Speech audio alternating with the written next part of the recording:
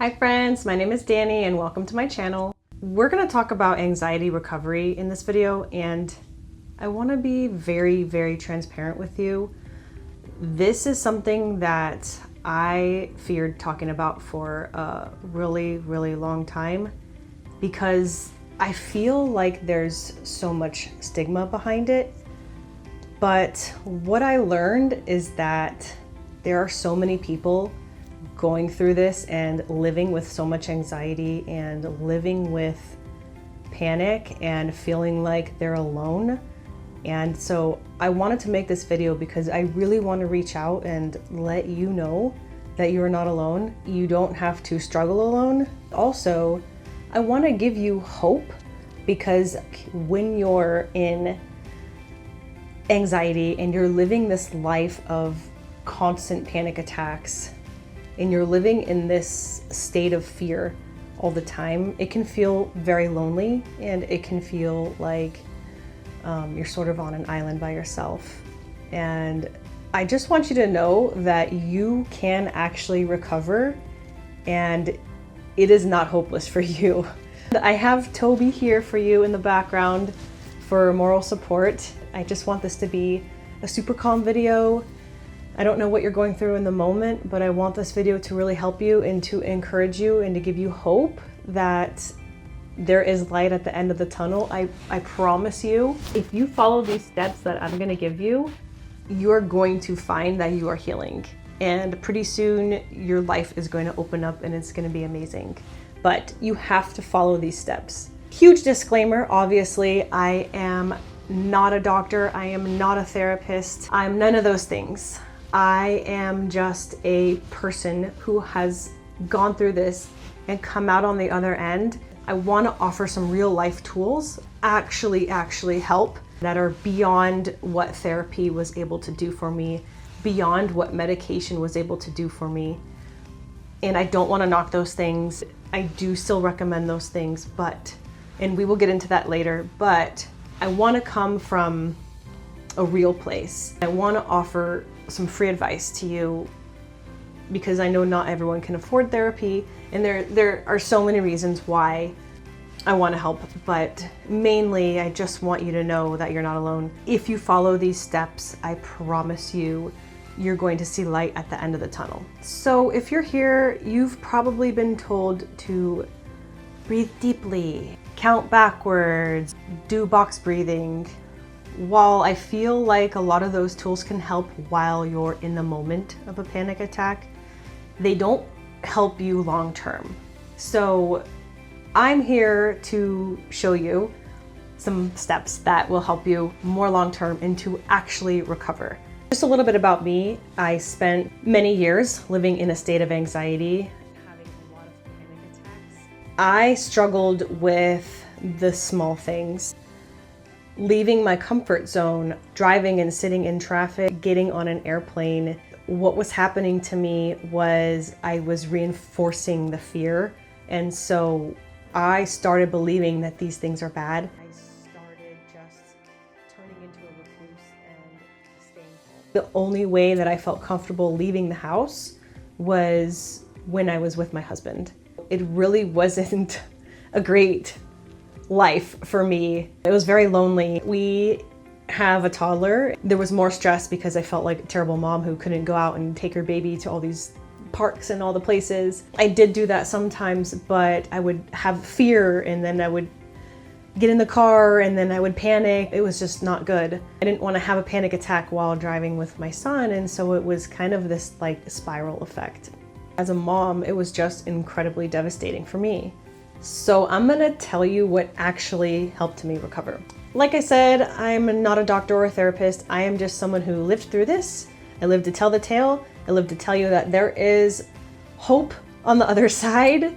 So if you feel like it's hopeless, no, I'm different, I panic every day and it's never gonna go away, I promise you, I've been there, there's hope for you. So I wanna first start by saying I did do therapy for many years, spent a lot of money on the best therapists, and of course they're never covered by insurance, but that is for a different day. I did feel like therapy helped me get to the root cause of why I was having so much anxiety. It helped me in terms of being able to deal with some PTSD that I had from my previous job, and it helped me sleep better, and it really helped in those ways. But the problem is that I was still having panic attacks. I was kind of at this crossroads where I was just spending money on therapy. I feel like I had already been healed mentally in terms of dealing with the PTSD, but the panic was still there because, as you know, it's kind of like a domino effect. The panic sort of stays with you. Even when you've healed yourself, the panic still happens.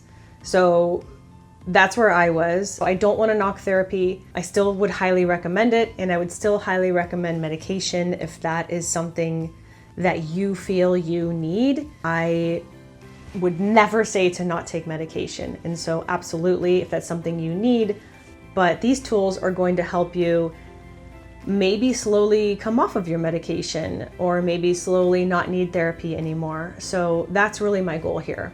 For me, the biggest breakthrough came when I joined a peer support group. I will say that I did pay money for it. It was money well spent because my thought process was, okay, this is kind of a lot of money, but my health is number one. As a mom, I need to be healthy in order to take care of my family and my son.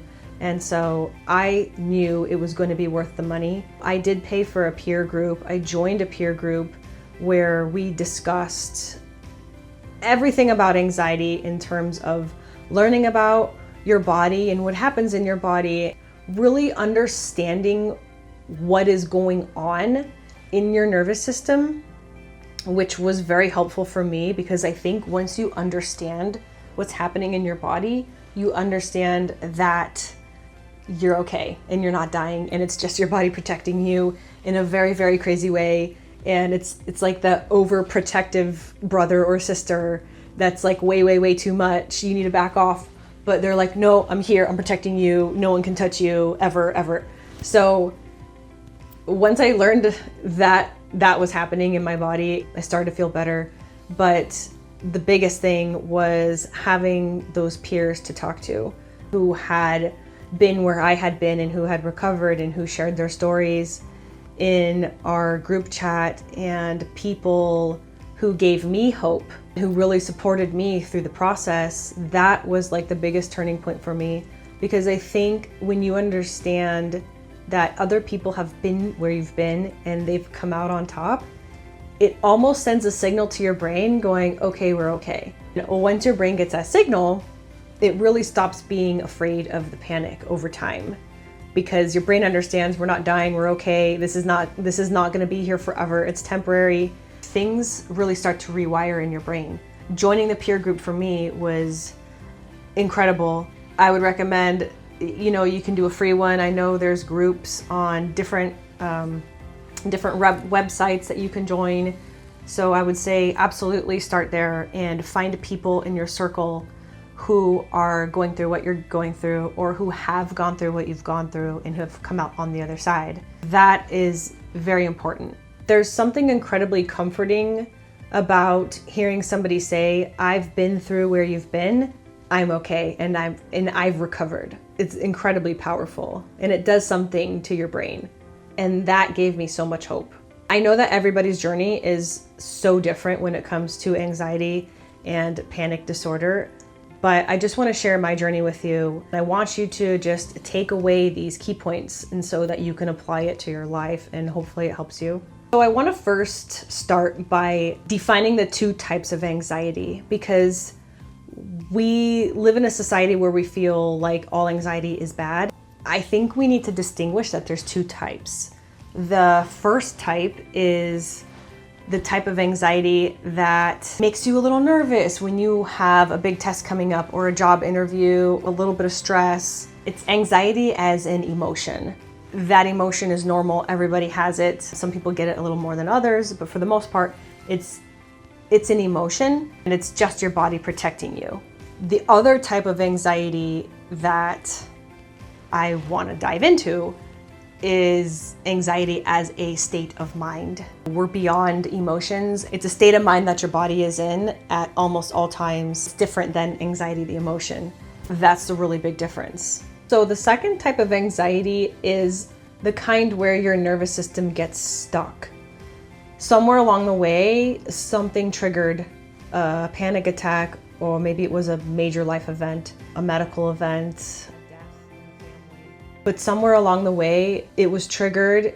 It kind of started a domino effect. That is the second type of anxiety, where it becomes a state of being, a state of mind. It's incredibly random. It is not your fault. Just want to say that again. It was and is not your fault. No matter what anybody says, it's not your fault. You are not controlling it. You are not in control when you have anxiety or panic. People who have never experienced it don't understand, so they may say weird, non-encouraging stuff like that. Just know that you're not in control and it's not your fault. With the second kind of anxiety, you start to find yourself avoiding places, avoiding crowds, planes, anything where you may feel stuck, social situations. This is the kind of anxiety where you start not living your life. It is a very hard place to be. So let's talk about what's happening inside your body. Your brain has one primary job, and that is to keep you alive. Whenever it thinks you're in danger, it signals to your body to keep you alive. It hits that emergency alarm and it tells your body either to fight, to flight, or freeze, right? We all know that fight, flight, freeze. When the tiger's chasing you, you're either gonna fight it, you're gonna run away, or you're gonna just totally freeze up, which I think that's fine. So when this happens, your body is releasing adrenaline. Your heart starts to race, your breathing changes, all the blood moves to your muscles, your vision narrows, you start to see spots, you start to have crazy thoughts. There's so many things that our bodies do.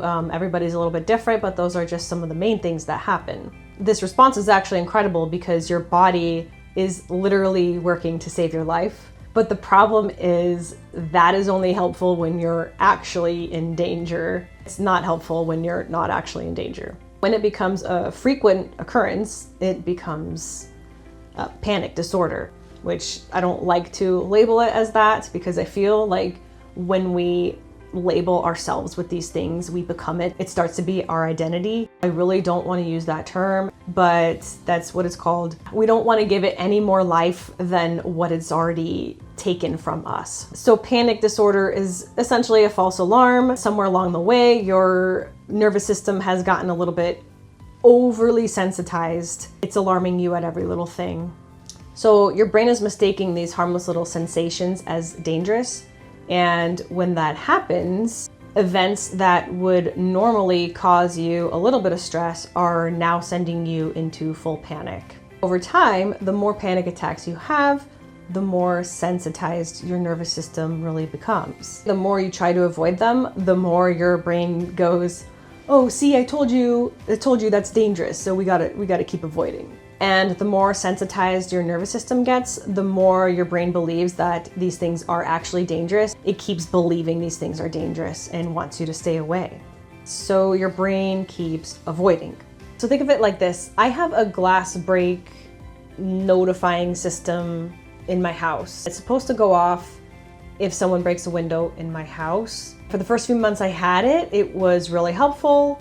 But what happened over time was the glass break system got very sensitized and it started going off. I mean, I would drop a spoon on my floor and this thing would go off.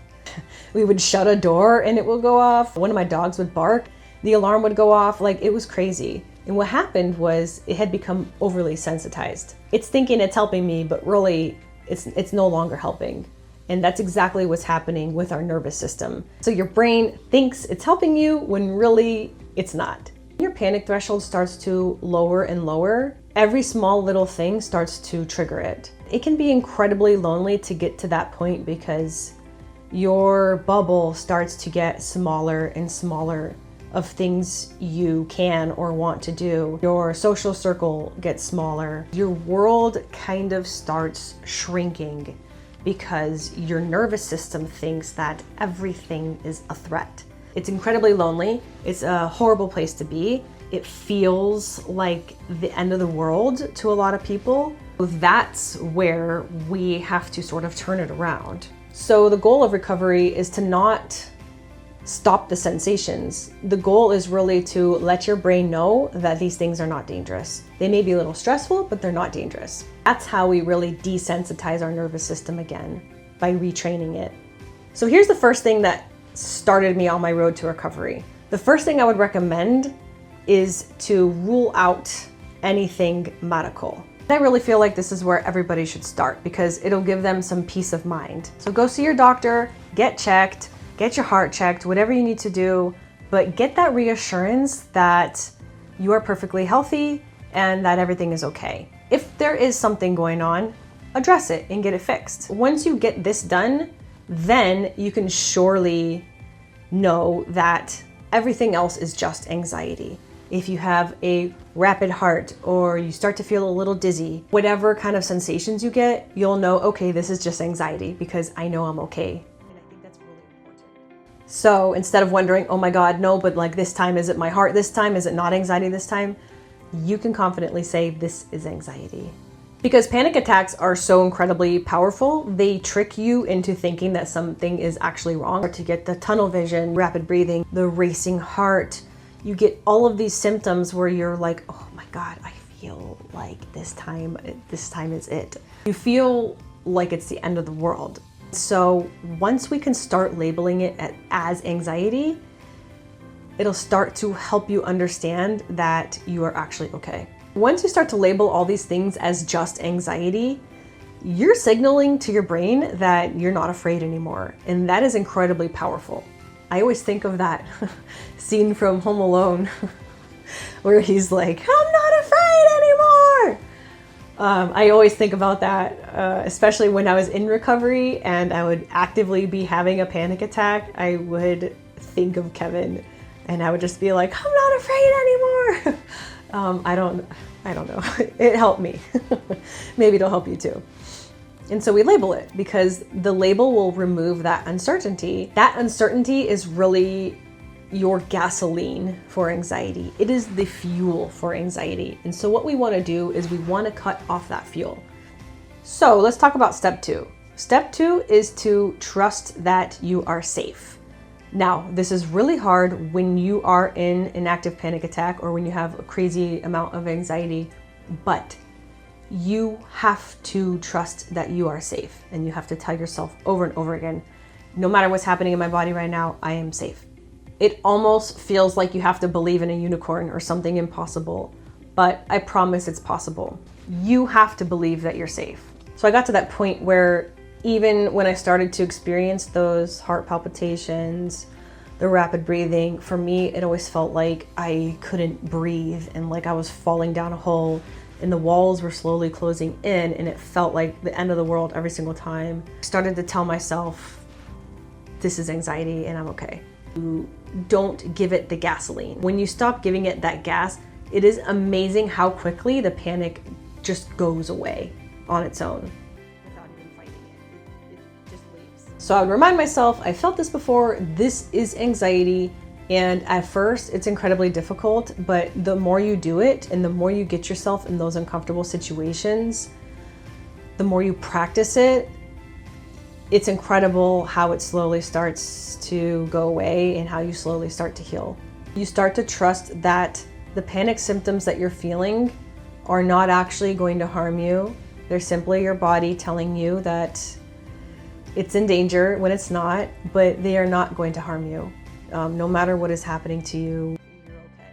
So that really brings us into step 3, and step 3 is very important. It's to stop fighting it. The more you fight a panic attack, the more fuel you're giving it. I found that when I would try to fight one and like breathe and do all these tricks and oh my God, I just needed to go away, the more I would fight it, the more it would just come at me. I was scared and it knew I was scared, and so it kept me in this constant panic state. When I started to realize that I needed to let it kind of wash over me like a wave, the more quicker it would go away. When we're in the moment, we just want it to stop, and I get that. We want it to stop, go away, We just want to feel calm again. We want the sensations to go away. And so we really try to do anything in our power to get it to stop. But really, the secret is to do absolutely nothing. And I truly mean that, like, do nothing. So what I started doing was I started changing my relationship with anxiety, and I called it an annoying little sister. And so every time it wanted to come at me, I would be like, oh, there's my annoying little sister again. She just wants to follow me around. Okay, well, you can follow me around, you can be here, but I am not going to give you any fuel to your fire. What happened was I would sort of just let the panic wash over me like a wave. I would just let it hit me. I'm like, okay, you're here to stay, come along with me. It would just go away. The first few times it happened, I would be like, wow, this is amazing. It's really hard to do when you're in the moment. It's hard to just let it be there. But I promise you, it's incredibly helpful. So what you want to do is let your anxiety come with you. Let the panic come with you if it wants to. Whatever you're going to go do, you do what you need to do, and you say, okay, panic, come along with me. That's what you want to do. I'm not afraid of you. So the more willing you become to allowing the anxiety to just be there, the more your brain starts to realize, oh, okay, this isn't actually a dangerous thing, because she's okay with it being here, so I'm okay with it being here. This is how your nervous system starts believing that it no longer needs to sound that alarm. Is it uncomfortable? Heck yes, it is uncomfortable. But is it impossible? No. So every single time that I stayed and let the anxiety just be there instead of running away from it, I was signaling to my brain that everything is okay. We are okay. And that is truly how recovery begins. It feels incredibly impossible, but I promise you it's not. If you take baby steps, you will slowly start to see your world open back up. Some days will be harder than others, and some days you may make some huge leaps and then you'll regress. If you just stick with the process, you will slowly start to recover. It's totally normal to regress, but you just have to stick with it. I found myself making significant progress, and then one day I just had this major panic attack, and I was like, oh God, I have to start all over. It's not possible. But no, my peer group told me just stick with it. That's normal. That actually is supposed to happen. And so I stuck with it, and then I started getting better from there. So that really brings us into step 4, which is just to live your life as normal and to stop avoiding things. It's going to be really hard at first, but you have to force yourself to do it, and you have to understand that it may be uncomfortable, but this is going to be your road to recovery, and it's going to be worth it. You have to really live your life while being anxious. Go to the store, get on that plane, go to that concert, whatever it is, you need to do the things and just continue to live your life through the anxiety, and you just have to let it be there. And you'll find the more you just let it be there, the more it goes away on its own. Essentially, you just bring anxiety with you. So if you're watching this, maybe you're in the middle of a panic attack right now. I want you to know that I truly believed I was going to live that way forever, and I really didn't think there was any hope. But I'm here to tell you there is hope, and there is light at the end of the tunnel, and I promise you these things work if you actually do them. I couldn't imagine my life today doing these normal tasks again, like driving, going wherever I wanted, doing whatever I needed to do. I never thought I would be at that point in my life again where I could do those things. And I am just so incredibly blessed and happy to say that I can do those things. Just normal everyday things that I guess I took for granted before. And it feels really good to be in that point in my life again where I can just be a human again. And it really happened just one uncomfortable moment at a time. It didn't happen overnight. It wasn't comfortable. There were days when I wanted to just not try to work through the panic, but I just kept going, and I kept believing in myself, and I kept believing that there was life at the end of the tunnel. And so I just kept doing it. And if my brain can learn it, so can yours. You are not broken. There is nothing wrong with you. You just have an overly sensitized nervous system that is trying to keep you alive. Work on desensitizing it again. With a little time, patience, and practice, you will get there. So if this video gave you just a little bit of hope or helped you in any way, I'd love for you to leave a comment below and to let me know where you are in your journey, or maybe it's a friend or family member that you want to learn how to support. Let me know in the comments. If you want to see more videos like this, I am happy to dive into more of this kind of stuff, since this was just a high-level overview of anxiety and panic. If you want to see more videos, like and subscribe. Once again, I am Danny, and I hope to see you next time. Goodbye for now.